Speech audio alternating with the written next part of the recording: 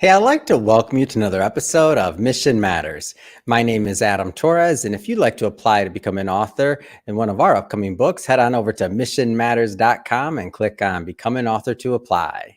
All right, so today's special guest is Christy Pretzinger, and she's CEO over at WG Content, which is into strategy and creation, which we'll get into that in a moment. But Christy, first off, welcome to the show. Thank you so much for having me. I appreciate it. All right, so WriterGirl Rebrands to WG Content. So we'll go into the history of that, obviously where WriterGirl came from, and obviously what you're doing now with WG Content, that and a whole lot more. But just to get us kicked off, we'll start this episode the way that we start them all, with what we like to call our Mission Matters Minute. So, Christy, we at Mission Matters, we amplify stories for entrepreneurs, executives, and experts. That's our mission. Christy, what mission matters to you? The mission that matters the most to me is creating an environment where people can thrive, and then hopefully sharing that message with other people in leadership positions. So, Christy, thank you for sharing that first off, and great having other mission-based leaders on the show to share what they do and how they do it so we can all learn and grow together. But just to get us kicked off here, content creation, strategy, like where'd all that begin for you? Like, wait, take me way back. Oh gosh, if I take you way back, I can't even remember a lot of it. But I actually started out as a freelance writer in the olden days. And then after doing that for about 10 years, started building what became WriterGirl. And it was really just a freelance writing business. And then I ended up having a local company, an agency, ask me to provide a team of writers to a very large content management system creation. It's like 10,000 pages of content, 1,000 pages of content. So we did that. It went very well. And I thought, okay, I'll bring teams of writers to projects. And then fast forward a few months, and a former client from when I'd been a freelancer was now working at a hospital system, and they were launching 3 websites concurrently. And she asked me to help create the content for that. So we did that. That was probably a 9 to 12 month long project. It was very stressful, given the fact that I knew nothing about the industry. But after doing that and seeing the success of it, I decided that I would bring teams of writers to hospital projects. And then, as anyone who has ever built a business does, I told myself the necessary lie that it would be easy to do. Nothing. If everything was easy, right? I mean, if everything wasn't easy, you wouldn't do it, right? Just tell yourself it's easy, and then you go dig in and do the hard work. So I did that, and then over time, it became what it is, and we offer so much more than just writing or content creation. And when I say content creation, I don't mean social media. I know a lot of people use that term, content creator. Our content is more like sometimes just website content. It could be white papers. It might be physician bios or patient stories. It could also be graphics, infographics, video, things like that. So we span the world. And then we do a lot of content strategy as well. So that's why we rebranded to more fully capture all of the services that we offer and the size of our organization. So I want to stick in the earlier days a little bit longer, because you've been, just based off of building the business, the size of the organization now, the success you've had in your niche. I mean, there's a lot behind that, but the early days of like freelance writing then versus now, can you comment just on the industry as a whole? Because I know that's a big part of what you're doing still when you're attracting new writers and new talent. Like, can you talk about the industry as a whole, what that looks like? Well, it's interesting because now I work very much on the business as opposed to in the business. So when it comes to the actual industry, the healthcare ecosphere, I rely much more on my leadership team, the people who work directly with our clients and the people who are selling into that industry. I definitely do not have my finger on the pulse of that as much as they do, and they very much do. I'm sorry, I can't answer that question more eloquently, but I don't want to misstate something because I would not be the expert on that. As I said, I work on the business as opposed to in the business. Yeah. So as you started, and thank you for sharing that, as you started, let's just say going further down your niche, how did you know that you found the right one? Like, how did you know you were going to be working within these hospital and healthcare like ecosystems? How did you know? Well, first of all, the project that I had worked on, that was not the only one of its kind. That was Hmm. about, gosh, I have to think back. How many years ago was that? Probably around 2007, so however long ago that is. And Yeah. at that time, and it continues to this day, there were a lot of mergers and acquisitions going on within the hospital space. Hmm. So a lot of the smaller hospitals, as many people know, have disappeared. They've been gobbled up or they've been Yeah. shut down.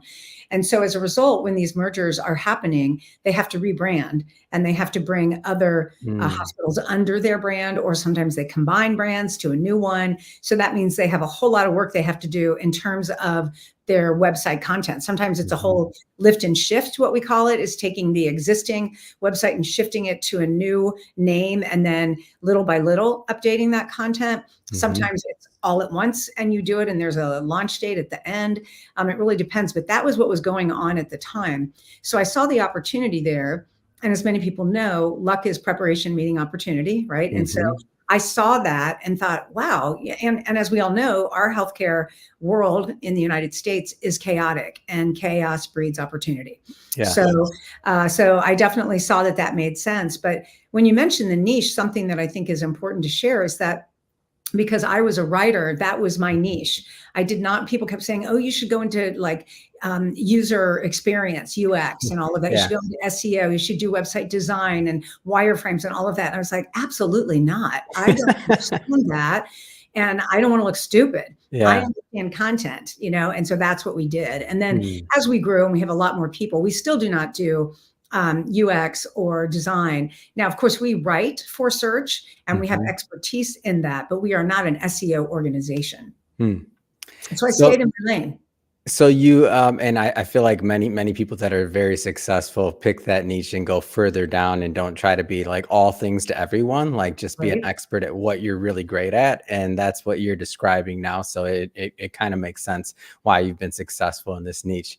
That being said, so now I want to kind of build on this story. So now, you found your niche, you're successful, you're bringing on big projects, you're obviously attracting talent to be able to fulfill the projects. And you mentioned something earlier, like you're going to kind of, quote unquote, start this business or go down that entrepreneur route, and it's going to be easier than you thought. Like, what was that like when you finally started taking on that additional responsibility, being responsible for others, building your leadership team? Like, take us through that piece of it.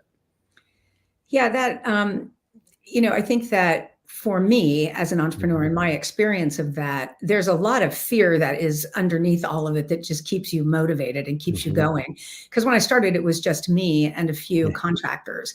And so as I added people as actual employees, Yeah. everything changed. You start That's thinking, scary, right? That for yeah, those first employees, they're not longer. You're like, yes, that's a scary moment. a scary moment. And then, as you add more and more, and Mm. in various stages of growth, I added people who I knew I wanted on the bus, but I may not have had the perfect seat for them. So I would Mm. add them to the bus, find something for them to do, knowing that with growth, we would have the position for them. So that's a risky place to be too, because Yeah. I hired people that we didn't have billable workforce. So they were a pure expense, but I knew that they were going to be a valuable addition to the team at some Mm. point, and that has proven to be true. But that's something that as an entrepreneur, I think you have to have a very healthy relationship with risk Mm. and understand, kind of the exposure that Yeah. you're putting your organization through. But I often share the story that as an entrepreneur, I don't know any entrepreneur who doesn't at some point still fear that they could end up, if they're lucky, living in a trailer by the river after having destroyed everybody else's life. It's just one of those things that kind of, I think that I personally take my Mm. responsibility, my fiduciary Yeah. responsibility very seriously, but also my responsibility as a leader of this organization and the privilege that I have Mm. to feed into the lives of the people who work for this company.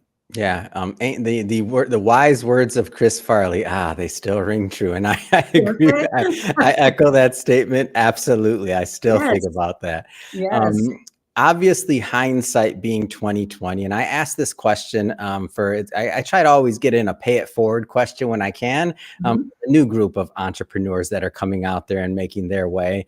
If you could do something different, like, what would it have been? Obviously, benefit of hindsight being 2020, obviously. Well, I share this a lot because this was a very big mistake of mine. I studied French in college. I didn't have business background. Yeah. I was a freelance writer. So as I was building the business, for me personally, and this might not make sense, I'm not really sure, but to a lot of people Hmm. that go in, you're good at something, so you start doing that as a business. Yeah. And for me, I did not have the language of business, which was really a Mm. huge financial mistake. It's very basic now. It's part of my DNA, but at the time, I didn't know the difference between accrued and cash basis accounting, Hmm. which is huge because then I ended up getting a divorce and I paid spousal support based on cash. And the Yeah. fact was that my business collects a lot of cash, but then we have to work it off. So Yeah. it was kind of a false premise, but that was a long time ago and it worked out. So I would say make sure that you are very aware of the language of business, but also that you have very good accounting people. And the lesson I learned is that CPA just means you passed a test. It doesn't necessarily mean that you have financial acumen. Oh, well said there, Christy. You're dropping knowledge for us all here. I hope everybody watching is definitely picking this up because it's good stuff. I want to progress the story a little bit further now. So now, this is a big moment. So you're rebranding from WriterGirl. What you said it briefly, but I want to go a little bit deeper here. Like, what led to that rebrand? Like, something that you were already doing was working. It's always difficult and hard to do a rebrand or to make that decision ultimately when something's working. Like, what led to that? Well, for a few years, we had been wondering, we probably about 5 or 6 years ago, we asked Mhm. clients what they thought of the name. Should we change the name? And while many of them said, it may not fully capture everything that you do, but Mm. everybody knows the name. It's a Yeah. very easy brand to remember. Yeah, And so that's we're the like, hard okay, part about it all, always. right? Yeah. And it's got some legacy. Um,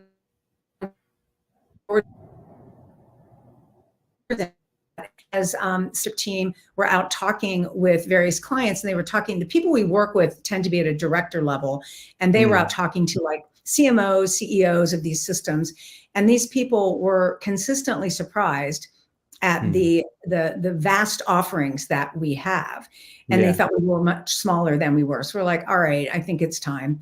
And so Mm. we've been thinking about it for a while. And then we were in a leadership team meeting. We were just kind of talking about it. And I said, I've looked up WG.com and it's owned by somebody in China. We can't get it. And then I was sitting there, I kind of went online. I said, what do you guys think about WG content? And they were all like, I like it. I'm like, okay, I'm buying the URL. We don't have to do it, but what do we think? And so we did that. And then we're like, we like it.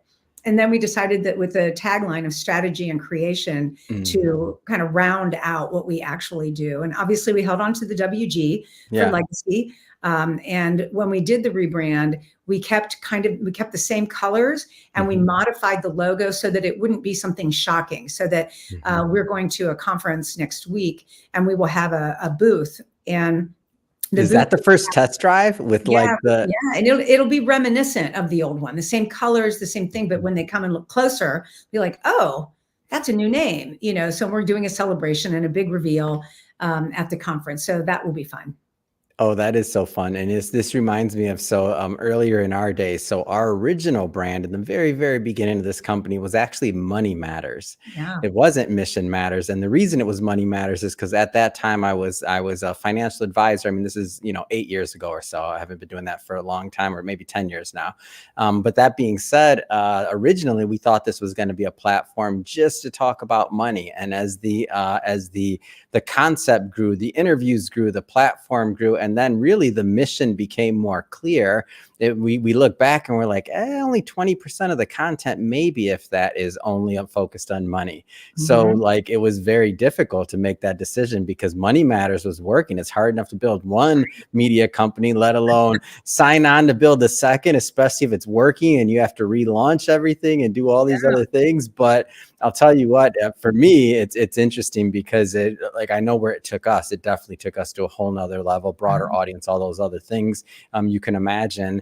So when I think about your story, and I mean, as well as you and your team and everything you've been doing, like up to this point, like I'm excited. I'm just excited, as excited for your rebrand as I was for ours. I'm like, oh, you gotta tell me how the reveal goes. This is gonna be amazing. Yeah, it's going to be interesting to see. It's going to be very interesting to see. But I love what you just said too about going from talking about money to mission. Yeah. Because I think that when you talk about money, yes, money is nice to have, but Yeah. the way that I have experienced in my life, the Hmm. way that money has come to me is through a mission. Hmm. It's actually, I've never really done anything just for money. Yep. And I've not had money and I've had money, and trust me, I'd rather have it. But the mission behind it is the driver. And that's in my experience, what brings me the most joy and the most growth. Mm. Yeah, that I completely agree. And I'm not, and I thought I didn't really even think about the real potential for the platform to make a difference and have different types of conversations and connect with people. So I echo everything you said, and I definitely agree with that. Circling back to really the success of what, has made, in this case, WG content. I'm going to start using the new one. I want to, Appreciate that. what's made it so successful? Like, talk to me about this is historically, I wouldn't argue, the easiest space to get into when you're talking about work with hospitals and referrals. I mean, a lot of that is you have to be known in the space, in my opinion. Yeah. Like, talk to me about like what it's meant to build relationships and how that has played maybe a factor or a part in what you've been able to accomplish. Well, actually, that's a great question, because our mission as an organization is building relationships one word at a time. So that literally is our why. It's our driver. And whenever we start talking about the things that we do, and obviously the people who do the work talk about the Yeah. how a lot, it's very important. But we always come back to it's relationships. And it's all relationship driven. So we are not transactional in any way. So as I was building the business, though, one of the things that was challenging for me was that I didn't know at the time, it only was in hindsight that I could see that we were creating a new category. There were no businesses that created content strictly for the healthcare space at the time. Yeah. So when I was out and I was the, solopreneur, basically, I was selling, I was operating, I was doing all the things. When I would be out selling this to people, I would have to describe what we were by telling them what we weren't. Like, Yeah. we're not an ad agency where you talk to someone like me who has a lot of experience and then we put somebody junior on it and then you have to train them how to do it. Everybody that you're going to work with is at least, if not more, experienced than I am. So it was like trying to define it that way. So doing that was interesting, but I didn't know that it was hard to get into healthcare. I didn't know that. Wow. I didn't know that it was hard to create a category. I just did it.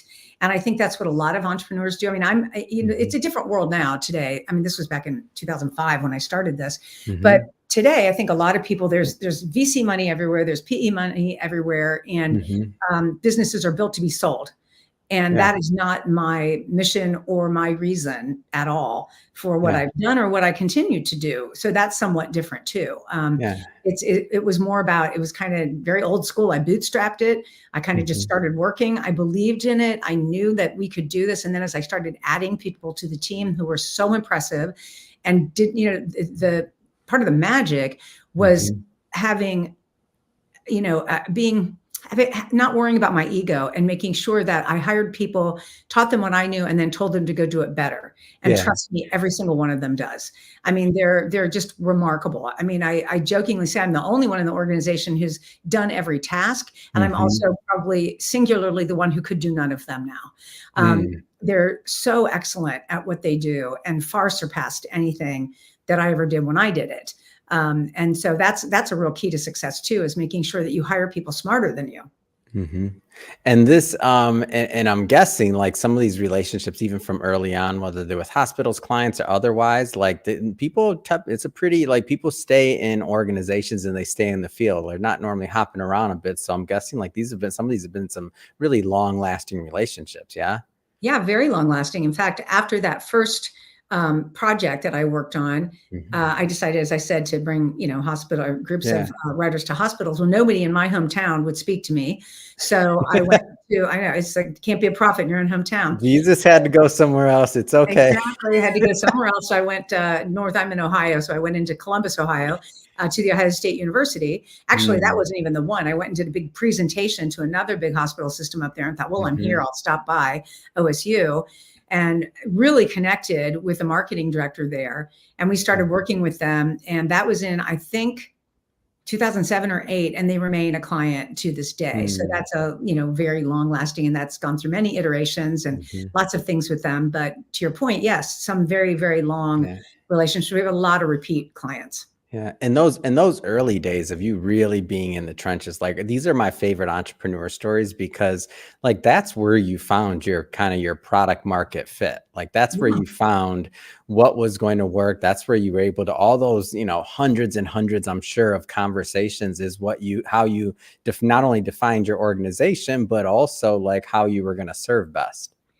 Yeah, very much. And also too, when I started building this business, I told my accountant at the time that if I could not build a business based on kindness, I would go back to being a freelancer. Mm, Now, that was an intention. And yeah. then as any entrepreneur, I put my head down and started working and didn't think much about it. But it's interesting in hindsight, again, I can say from my own experience that when you Hmm. have an intention like that, whatever it might be, whatever anybody else's intention is, that then looking back at it about 4 or 5 years ago, we were working with some consultants and they surveyed all of the employees and asked them, what is the core of our business, the thing without which we would not exist? Mm. And it was our culture, which I Wow. thought was really interesting. And our culture, our values are, we are empowered, curious, kind, and fun. And so that culture, that environment where people can thrive is in fact the core of our business, and Mm, in my own experience is a driver of both revenue and net income because of the lack of turnover, the relationship mhm, building, keeping long-term clients. I mean, all of those things. So as you mentioned earlier, kind of it all mm. comes back to relationships, which is not really a hard skill that you're offering, but it's hugely important. Absolutely. All right. So I want to jump. I want to jump around here a little bit. So you have an upcoming book for all those that are watching this and that have been listening to this show for a long time. I love talking about authors. I love talking about books. I'm a huge fan of people writing and publishing books, and not just with us as publishers, but just in general. I feel like it's just so gratifying when you're on the other side of being a published author and when you take the time to put together a full body of work, whatever that looks like for you, and bringing that out and being vulnerable enough to put that out in the world and to see what happens and to promote your ideas. So, Christy, tell me about the upcoming book. The upcoming book is called Your Cultural Balance Sheet, Strategies for Creating an Environment Where People Can Thrive. And the interesting thing about how that came about was I was having dinner with some business owner friends, and we were Hmm. talking about business as you do. And several of them had had successful exits, either selling their businesses or whatever. And so we were talking about all of that. And I said, it's funny. I don't really look at my business through the lens of a balance sheet. I mean, obviously, I Mm. look at the balance sheet, but I said I really look at it through the lens of a cultural balance sheet. And so I kind of had an epiphany, and I thought, oh, that's the title of the book. That is the So title of a book. title of the book. Those dinners that get you. Sometimes you have a good dinner, then you're on the hook for a book. See what Yeah, happens? absolutely, absolutely. So one of the co-author that I'm working with is also an employee of WG Content. She's a brilliant writer, and Mm. so we are pulling it together and looking at a pub date of summer. Mm. And it's all about talking about assets, cultural assets, cultural liabilities, and cultural equity, and kind of carrying that metaphor through, but basically saying that talking about what those things are, and in my experience, the interesting Mm. thing about the cultural assets, liabilities, and equity is that Mm. the cultural liabilities, if you focus on them, if you give them intention and attention, you can actually turn them into assets. Yeah. And it just requires attention to do that. And then also the cultural equity is actually the culture itself. That Mm. becomes the equity that you build through looking at your business through that lens. Hmm. So I find the book writing process to be both fun, creative, but also torture at times. That's my experience. So it's rare that I get to talk to somebody when they're in the middle of the book writing process, because normally I get somebody booked on the show like after it's live and other things like that. So it's fun for me to ask you this next question, which is, have you been learning anything about yourself, or even some things, or having some aha moments along the way that you didn't even expect as you've kind of delved into the book writing process? Yeah, it's hard, is what I've learned. I've never done it before, and it's hard. And it's hard to kind of decide on a structure, decide on Hmm. how you're going to do it, because you could end up being all over the place. Hmm. And so for me, what's worked really well is having a co-author. And then even more importantly, is Yeah. having an outside editor, somebody that I knew from a long time ago when I worked at a book publishing company. Hmm. And he has a lot of expertise in nonfiction publishing. Hmm. So that's very helpful to be like, okay, together, like I think it takes a village. Everything takes a village, right? For So sure. having people help me do that, because I'm the one with the actual content. Hmm. And yet my co-author is a much better writer than I am. I mean, I can write and I can Yeah. write well. She makes it sing. And so we Yeah. kind of work together. And plus she's worked at the organization for, I think, 9 years now. So she has Amazing. experienced this culture. And so she can imbue the book with her experience of it as well. So I would say the biggest thing is that it's hard, but kind of one of my mantras is to seek joy in all things. So Yeah. as I do it, I think, okay, this is new. This is fun. This is like keeping the Hmm. neuroplasticity firing, doing Oh something. yeah. So yeah, Get those synapses going. I'm in. exactly. Yeah. What about for your ideas or ideology? Because I know when you start going, it's one thing to, and maybe you've always had them clearly defined and written, maybe not. I know I haven't when I've gone through some of my books and started that process, and I really was forced to, I knew broad strokes about what I was saying and what I was doing, but I hadn't necessarily refined them to that sharp edge that you need to put them in a book, so to speak. What about that? Did anything surprise you, or has anything surprised you up to this point in kind of refining like your thought process? Well, I kind of did it probably the opposite way of a lot of people. Mm. What happened is that I'm in an organization called Entrepreneurs Organization. It's Yep. wonderful. EO. If anybody knows about it, yeah, it's great. And so they do something called Global Speakers Academy every Hmm. year. And you have to apply and then get accepted. And I was accepted. It was a couple of years ago. And I went to the UK for a week-long workshop on how to craft a signature talk, which I'm Hmm. comfortable speaking in front of people, but I didn't know how to craft like a TED Talk. Yeah. So I went It's with this. different. Like It's very speaking extemporaneously, I can never say that word right, or like just like off the cuff versus like having your TED Talks different. Mhm. correct, very different. And so this wonderful group, I'll give them a plug, called Speaker Labs out of Mhm. Canada. They're amazing. I went in there on Monday. By even Tuesday, I was like, I don't know that I can do this. I think I'm just going to pay you guys to do it. And then through their brilliant coaching, by Yeah. Thursday, I had the bones of this signature talk, which was remarkable. Wow. And they really helped me through asking questions and probing and whatnot, helped me craft the message, which then I Mm. built into the book. So it's kind of the opposite. A lot of times people write the book and then they craft the talk. I crafted the talk and then pulled it Mm. out into a book. So it was a little bit, I think that might be different than a lot of people's process. I like it. I love it actually, because then you went through that tough part like in advance. So you had more clarity even going into the process. So I mean, Yeah. I would lump those together into the process. Yeah. So you either way, you got to go through the pain at some point. That's That's what I say. true. That's true. And it was painful, but boy, it sure does help to have good coaches, you know? Oh, love it. Well, Christy, I mean, first off, this has been, great having you on the show. I'm excited for the upcoming book. I'm excited for the rebrand to WG content. But that being said, I mean, what's next? What's next for you? What's next for your vision for the company?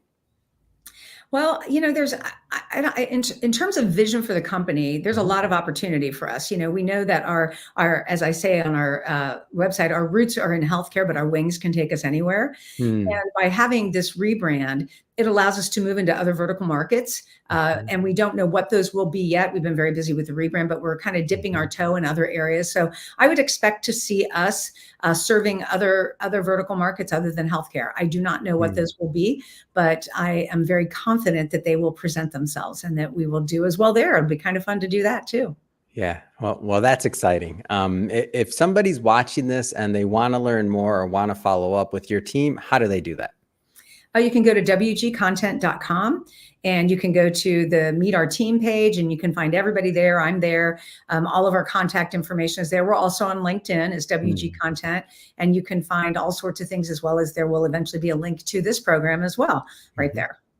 Amazing. And for everybody watching, we'll put all those links into the show notes, and you can just click on the links, head right on over. And speaking of the audience, if this is your first time with Mission Matters, this is a daily show. Each and every day, we're bringing on new founders, new entrepreneurs, and new executives. If you haven't done it yet, don't forget, hit that subscribe button, because we have many more mission-based individuals coming up, and we don't want you to miss a thing. Christy, again, thank you so much, and looking forward to this upcoming book. So appreciate you coming on. Thank you so much for having me. I appreciate it.